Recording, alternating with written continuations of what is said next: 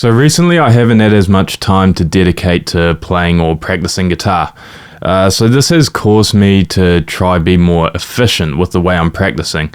You know, if I was practicing for hours on end every day, you can kind of get away with just noodling a bit and not being as focused. But now that that time is shortened, I'm really getting back into all the old things I used to do, like lots of metronome practice with like technique building and speed building exercises and all that kind of thing.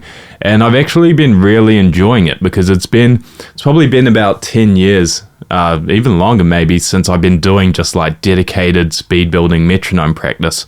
And I've been really enjoying it, as I said before, and it's quite nostalgic in a way. And while I was practicing the other morning, I was thinking to myself, as to why so many of my students seem to be somewhat reluctant to do this kind of practice. Because I get it can seem a bit monotonous, but once you get into this flow state, I find it really enjoyable. The practice is efficient and your mind sometimes wanders a little bit and thinks about, various ideas, or just you clear your head. It's just very therapeutic, bottom line. And then as I was reading the other morning, I've got the book here, Daily Laws by Robert Greene. Awesome author, and as well as that, it's a really good book to check out. I've actually read his other book, Masters, which is super good if you're wanting to pursue any kind of skill or anything along those lines. But there was one passage in this book that just really stood out for me. So before we continue, I just want to read out a little bit of that for you. We learn a foreign language by actually speaking it as much as possible, not by reading books and absorbing theories. The more we speak and practice, the more fluent we become. Once you take this far enough, you enter a cycle of accelerated returns in which practice becomes easier and more interesting, leading to the ability to practice for longer hours, which increases your skill level, which in turn makes practice even more interesting. Reaching this cycle is the goal you must set for yourself. So when I read that, I was just like, man, that just articulates exactly what I was thinking very well, and like the process of learning a lot of things, so, not just guitar. And I've witnessed this a lot with students as well. The learning curve with guitar it's quite interesting. So you start off, it's like a lot of things, you get a lot of progress very quickly without too much practice. You can be practicing 2 times a week or 3 times a week for 10 minutes, and you're learning all these chords, you're learning like these single note songs, and your progress is just going up like this, and every week you're learning a new skill or new chord, and it's very the feedback is very, and the gratification is very instant. There's not a huge delay between you putting in the practice and then reaping the benefits of that practice. And you find this in a lot of other areas too, when you're lifting weights. Okay, that's another thing I'm very interested in. When you start off lifting weights, you just basically look at a weight and you make progress, you build muscle and strength. It's very again, there's not a huge gap between you doing the practice or the work and then reaping the benefits. However, after a certain amount of time, generally in the late beginner, early intermediate phase, the progress isn't quite as rapid, and you can't get away with practicing for as little amount of time. Two sessions of 10 minutes a week, it's just not going to cut it. And well, if it does, your progress is just going to be so slow that it doesn't really feel like anything. And that can kind of make you spiral down this negative feedback loop where you start resenting the instrument, and then because you're not making progress, you're not as inspired to practice, and it really is just a downward spiral from there. And to go back to exercising or going to the gym, it's a similar kind of thing. After that beginning stage, once you enter that early beginner, intermediate stage, your progress tends to slow down quite a bit. Even though you're putting more effort in the gym, you're just not going to build muscle and strength as quickly because your body is starting to adapt. Now, at this point, a lot of people, if they go into the gym, they'll type in on YouTube, why am I not building muscle? And then there'll be some 22-year-old guy saying that you've reached your natural limit and that you should take steroids. But there are no guitar steroids as of yet, so that is not an option. Now, circling back to that idea of the cycle of accelerated returns, this is how you're going to combat just being perpetually stuck in that late intermediate that late beginner or early intermediate stage.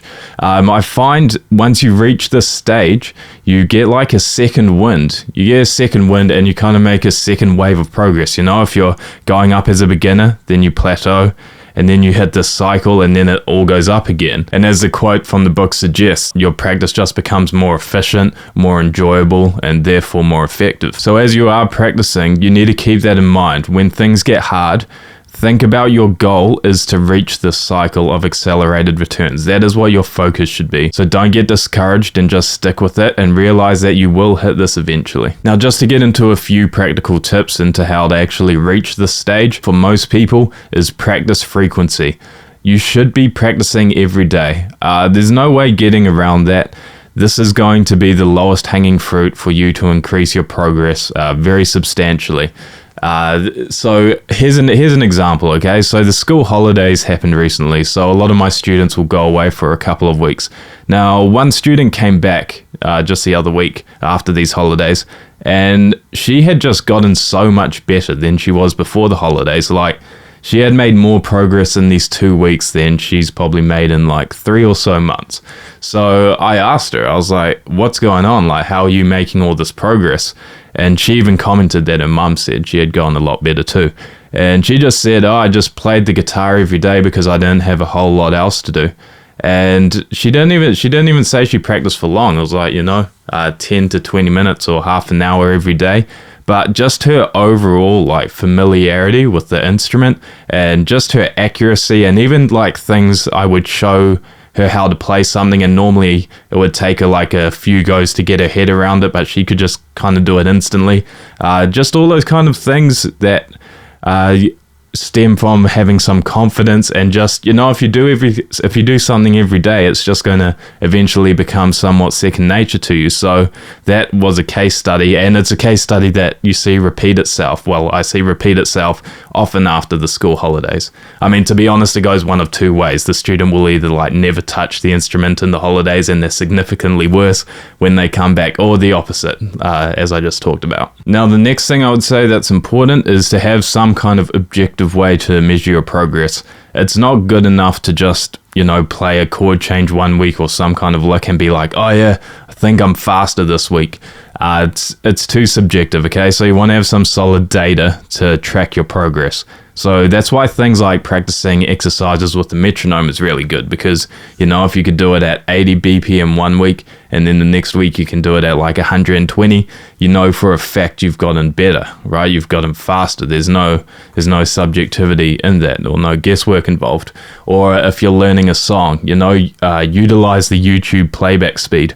If you can do it at 60%, a certain riff or whatever, 1 week, then the next week you can do it at 70, you've gotten better. And as well as that, it allows you to set better goals for your practice. So you can be like, okay, if I can play it at 70 this week, my goal is to be able to do it at 80 next week. Not just be like, oh, I want to play this faster next week. It's not very helpful, and it doesn't really give you a good North Star, or just goal to follow. For lack of a better word, because it is really hard to see your progress from day to day. This is why people will take photos of themselves, progress photos, when they're losing weight, because if you just look in the mirror every day, you can hardly tell that anything's happening. But if I look at the photo from 8 weeks ago, then the photo today, I can see, oh, I have made a change, but I just haven't noticed it on a day-to-day basis, and it validates the effort you're putting in and the process. And on the flip side, if you took that photo on week 1 and then week 8 and you hadn't made progress, at least you know that you need to make a change, because you have some data to inform that decision. And the third and last tip I just want to share is that you have to learn to be patient and not get frustrated. Something that drives me crazy is when you're teaching someone the song and they talk about how they're getting sick of the song. And back in my earlier days of teaching, I would give into this and then switch to a new song.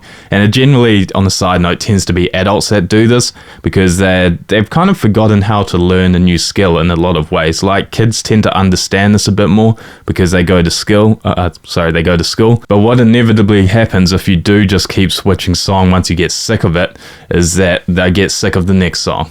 Then you switch to a new song and they get sick of that.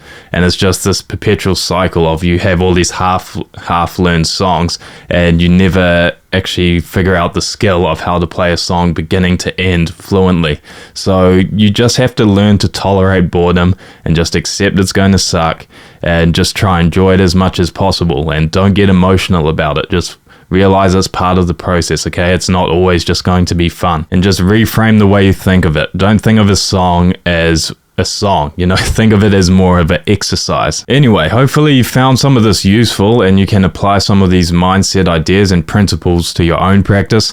I will make some more videos like this and perhaps give some other tips into how you can improve your practice and things along that line. But thanks for watching, and I'll see you next time.